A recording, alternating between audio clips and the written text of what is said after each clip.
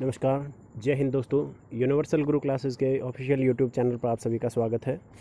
और आज के इस वीडियो के माध्यम से हम एचएसएससी से जुड़ी हुई कुछ अपडेट लेकर के आए हैं। और जैसा कि आपको स्क्रीन पर दिखाई दे रहा है कि एचएसएससी के जो चेयरमैन हैं भोपाल सिंह खत्री, उन्होंने कुछ नई जानकारी दी है। और उस जानकारी के अनुसार अब जो बहुत समय से हम जिसका इंतज़ार कर रहे थे कि एक स्टैंडर्ड पाठ्यक्रम है यानी सिलेबस है वो होना चाहिए निर्धारित, तो उसके बारे में उन्होंने कुछ प्रावधान किए हैं। इसके अलावा कुछ और चेंजेस किए गए हैं एचएसएससी की तरफ से अलग अलग एग्ज़ाम के बारे में। तो हम उन चेंजेस के बारे में बात कर लेते हैं या देख लेते हैं उन चेंजेस को कि क्या क्या बदलाव अब आगे से आने वाले प्रश्न पत्र के अंदर आपको देखने को मिलेंगे या आने वाले एग्ज़ाम के अंदर देखने को मिलेंगे। तो दोस्तों, जैसा आपने देखा कि 16-17 जुलाई को जो एग्ज़ाम हुए थे, उन एग्ज़ाम के अंदर विशेष तौर पर एक सब्जेक्ट से रिलेटेड जो है क्वेश्चन, यानी जिस पोस्ट का एग्ज़ाम था उस पोस्ट से रिलेटेड क्वेश्चंस हैं वो काफ़ी ज़्यादा पूछे गए थे। फॉर एग्जांपल, अगर आप डेंटल हाइजीनिस्ट का एग्ज़ाम था जो हुआ था पीछे, आप उसमें देख सकते हो कि उस एग्ज़ाम के अंदर साइंस और ख़ास करके बायोलॉजी से रिलेटेड काफ़ी ज़्यादा क्वेश्चन पूछे गए थे। तो ये एक नया परिवर्तन किया गया है एचएसएससी के द्वारा। तो आप इसके अंदर देख सकते हो, हम आपको यहाँ पर दिखा देते हैं कि क्या परिवर्तन है वो किए गए हैं। यानी एचएसएससी ने एक स्टैंडर्ड पाठ्यक्रम वो निर्धारित किया है और उसी सिलेबस उसी पाठ्यक्रम के क्वेश्चन है वो ज़्यादातर अब पूछे जाएंगे। वैसे आपको पता ही है कि पहले एचएसएससी ने बताया था कि एचआर जीके जो है, हरियाणा जीके है, उसके 25% जो है उसका एक डाटा है वो रखा जाएगा। यानी 25% क्वेश्चन हैं वो एचएसएससी से रिलेटेड है वो रखे जाएंगे हरियाणा जीके से रिलेटेड।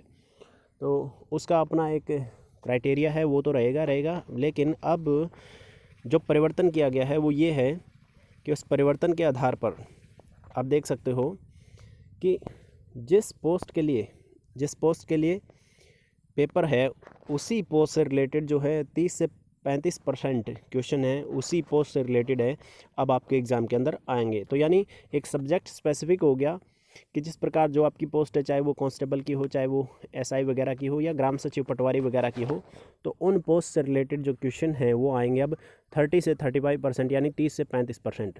इसके अलावा जो 25% का जो एक क्राइटेरिया है वो रखा जाएगा हरियाणा जीके का। तो यानी ये दो बड़े स्पेसिफिक टारगेट आपको दे दिए गए हैं। यहाँ पर आप अच्छे से तैयारी कर सकते हो इन चीज़ों की। बाकी के जो रह गए हैं कि उनमें क्या क्या परिवर्तन है, बाकी और कोई परिवर्तन नहीं है। इसके अलावा वही रहेगा general knowledge, math, English, science, Hindi, history, इसके संदर्भ में भी 5-5, 6-6 क्वेश्चन है वो दिए जाएंगे जो कि हर बार की तरह देते जाएंगे। और नेशनल जीके है वो आएगी इस बार, जो है करंट उसके अंदर सामान्य ज्ञान यानी जीके के अंदर आएगी वो नेशनल जीके ही आएगी। तो ये काफ़ी बड़ा परिवर्तन किया गया है। तो आपको ये ध्यान में रखना है कि 30 से 35% जो हिस्सा है वो अब आपकी जो पोस्ट है उस पोस्ट से रिलेटेड रहेगा, यानी उसी से रिलेटेड क्वेश्चन आएंगे। तो जो भी कैंडिडेट पुलिस वगैरह की तैयारी कर रहे हैं तो उनके लिए काफ़ी अच्छी बात है। तो अब वो अपनी तैयारी है थोड़ा और उसको अच्छा कर सकते हैं, क्योंकि अब ज़्यादातर क्वेश्चन हैं वो आएंगे वो आपके हरियाणा पुलिस से रिलेटेड ही आएंगे। उसके बारे में पूछा जा सकता है, काफ़ी ज़्यादा उसका लंबा चौड़ा इतिहास है अपना, तो उसके बारे में पूछा जाएगा। उसके अलावा जो कानून की धाराएं हैं उनके बारे में पूछा जा सकता है, जैसा कि आप देख सकते हो 2018 के अंदर ग्रुप डी के एग्ज़ाम में पूछी गई थी। तो वो तो एक शुरुआत थी, जो नहीं पूछा जाना था वो उसमें पूछा गया था। अब हो सकता है कि ये हरियाणा पुलिस के एग्ज़ाम में आपको पुलिस और कानून से संबंधित जो नियम हैं उनके बारे में आपको ज़्यादातर पूछा जा सकता है। तो 30 से 35% ये डाटा है वो ज़रूर अब आएगा। ये एक स्टैंडर्ड पाठ्यक्रम में निर्धारित किया गया है, सिलेबस है वो निर्धारित किया गया है एचएसएससी के द्वारा, और ख़ास करके आने वाले जो एग्ज़ाम है उनके लिए। बाकी जो 25% का डाटा है वो हरियाणा जीके का रहेगा, तो उसमें आपको अपनी तैयारी है अच्छे से करनी है। तो टोटल ये कहा जाए कि 50 या 60% जो है ये दो स्पेसिफिक सब्जेक्ट हो चुके हैं जिनकी आप अच्छे से तैयारी कर सकते हो। बाकी जो बचे क्वेश्चन है 30 या 40 नंबर के, वो अलग अलग सब्जेक्ट से 3-4 क्वेश्चन हैं वो पूछे जाएंगे।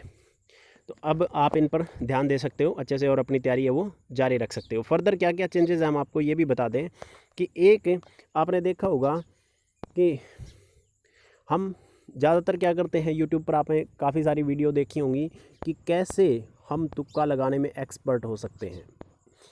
ये अक्सर आपने वीडियो देखी होगी और काफ़ी बच्चे जो ज़्यादातर पढ़ाई नहीं कर पाते वो यही स्कीम देखते हैं कि कैसे हम तुक्का लगा करके आंसर है वो सही कर सकते हैं, क्योंकि लगभग जो है आंसर सेम ही दिखते थे। तो उसके आधार पर आपको वीडियो देखने को मिलेंगे कि तुक्का लगाएं, अच्छे से तुक्का लगाएं, किस प्रकार से लगाएं, तुक्के से हम कैसे आंसर हैं वो सही कर सकते हैं, ज़्यादा मार्क्स प्राप्त कर सकते हैं। तो ऐसी आपने काफ़ी ज़्यादा वीडियोस देखी होंगी। तो अब ऐसा भी नहीं होने वाला और आपकी तुक्केबाजी की ये प्रथा है अब शायद बंद होने वाली है, क्योंकि HSSC ने कुछ और परिवर्तन किया है। वो आप देख सकते हो कि जो 90 क्वेश्चन हैं उनके जो ऑप्शंस हैं 4, वो सभी के सभी अलग अलग होंगे, सभी के सभी अलग अलग ऑप्शन होंगे, ताकि आपको तुक्का मारना या फिर हम कह सकते हैं कि अंदाज़ा लगाना है वो मुश्किल हो जाएगा अब थोड़ा सा ये। तो अब ऐसा भी नहीं है कि आप तुक्केबाजी कर सकते हो। फर्दर कुछ और जानकारी है वो हम आपको दे दें। आप देख सकते हो इसके अंदर जो OMR सीट से रिलेटेड है उसके अंदर कहा गया है कि OMR जो शीट है उसको 2 हिस्सों में डिवाइड किया जाएगा। 2 हिस्सों में से एक जो नाम और रोल नंबर वाला हिस्सा है उस पर भी एक QR कोड होगा, और दूसरा जो आपने आंसर दिए हैं उसके ऊपर भी क्या होगा, एक OMR जो है या बार कोड हम कह सकते हैं कि बार कोड है, दोनों पर लगाया जाएगा। नाम रोल नंबर वाला हिस्सा उस पर भी बार कोड रखा जाएगा, और जबकि दूसरा हिस्सा जिस पर आपने आंसर हैं वो फिलअप करे हैं उसका भी अपना क्या होगा, एक बार कोड है वो निर्धारित किया जाएगा। तो यानी अब अगर आप अपना नाम रोल नंबर भी गलत भर देते हैं तब भी आपको फ़िक्र करने की कोई ज़रूरत नहीं है, क्योंकि दोनों हिस्सों के बार कोड को मिला करके ही उस आंसर शीट को चेक किया जाएगा, और बार कोड के अनुसार ही जो आपका रिज़ल्ट है वो जारी किया जाएगा, ताकि आपको अपने रिज़ल्ट में कोई प्रॉब्लम ना हो। तो ये भी एक बहुत अच्छा परिवर्तन किया गया है यहाँ पर HSSC के द्वारा। लेकिन ये सब बातें लागू होने पर ही सही हो पाएंगी कि किस प्रकार से ये लागू होती हैं, सही होती हैं या नहीं होती हैं, क्योंकि तरीका है वो कई बार गलत भी हो जाता है।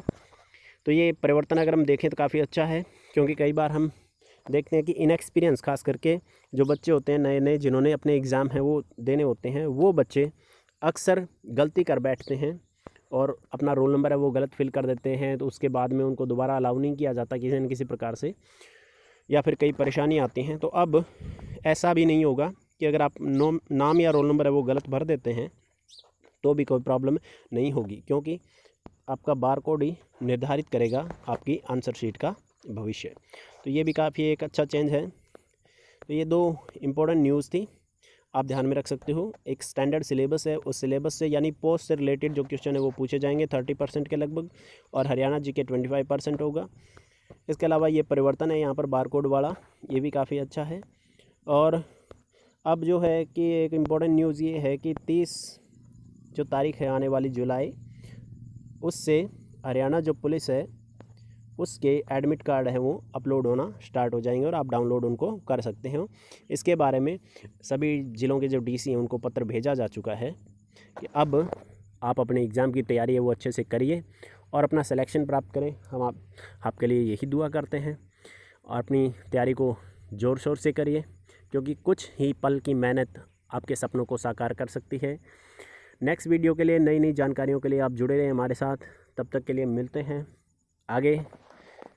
जय हिंद।